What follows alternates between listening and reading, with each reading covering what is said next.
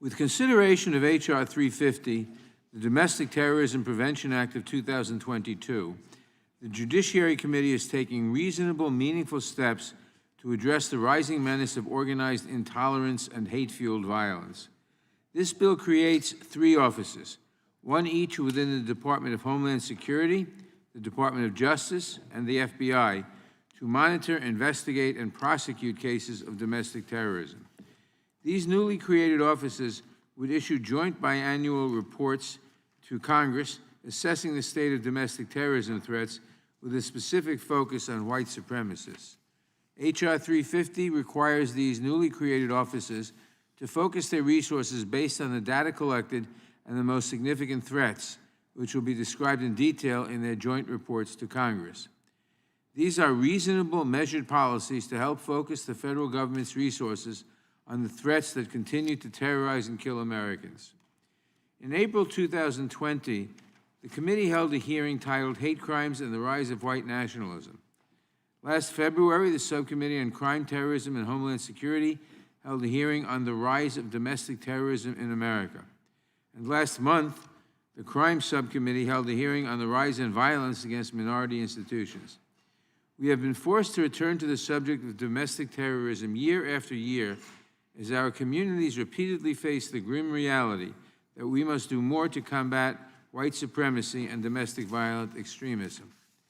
Recent white supremacist attacks have reminded minority communities across the country of a dark history we have not yet escaped.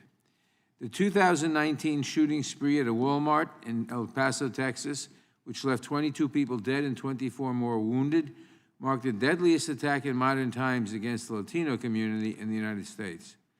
The El Paso attack was also the 3rd deadliest act of violence by a domestic terrorist in more than 50 years. Sadly, many of these attacks have targeted houses of worship. In 2012, a white supremacist entered a Sikh temple in Milwaukee and murdered 6 people. 3 years later, 9 worshipers were murdered by a white supremacist at the Emmanuel African Methodist Episcopal Church in Charleston. And in 2018, 11 congregants in Pittsburgh's Tree of Life Synagogue were gunned down in the middle of Sabbath services.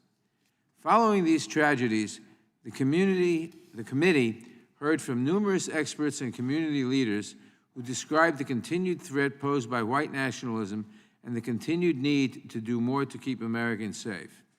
It was clear last year that there was a need to address this threat, which is why we passed this legislation in the House with bipartisan support. Unfortunately, it languished in the Senate. Since then, racial, ethnic, and religious minorities have continued to face intimidation and violence. Recent attacks include the murder of 6 people of Asian descent at spas in Atlanta last summer, 5 Jewish Americans being held hostage in their Texas synagogue, and numerous bomb threats across several historically black colleges and universities during Black History Month. The Department of Justice has an array of statutory authorities to bring charges against domestic terrorists, including those who are white supremacists, but it is abundantly clear that the department has not initiated a sufficient number of these prosecutions. This legislation would give DOJ the tools it needs to monitor, identify, and prosecute domestic terrorism cases, along with the data it needs to focus on the greatest threats. In January, the department announced a new unit to combat domestic terrorism. While I hope this unit proves to be effective, there are additional steps Congress can and must take to protect Americans from domestic violent extremists. H.R. 350 takes the proactive step of creating offices within DOJ and DHS to pool resources from all parts of each department to focus them on the greatest domestic terror threat, white supremacy. To ensure that law enforcement across the country has the tools it needs to stand against this threat, H.R. 350 also establishes the Domestic Terrorism Executive Committee, which must meet at least 4 times per year to coordinate with U.S. attorneys and other public safety officials to promote information sharing and ensure an effective, responsive, and organized joint effort to combat domestic terrorism. It also directs the FBI to assign a special agent or hate crimes liaison to each FBI field office to investigate hate crime incidents with a nexus to domestic terrorism.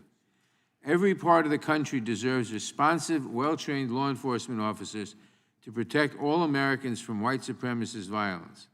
The bill therefore requires DOJ and DHS to review the training each department provides to state and local law enforcement to ensure that their programs include training and resources to assist law enforcement agencies in understanding, detecting, deterring, and investigating acts of domestic terrorism and violent white supremacy. One thought before I close. This legislation is a bipartisan solution to a serious and documented problem facing our country.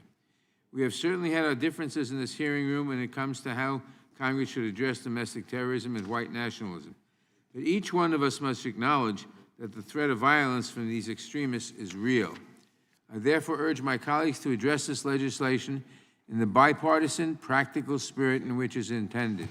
As I said, this very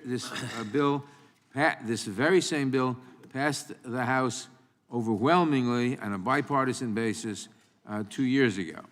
Put another way, we are trying to provide our federal law enforcement agencies with the resources they need to tackle an imminent danger to our constituents.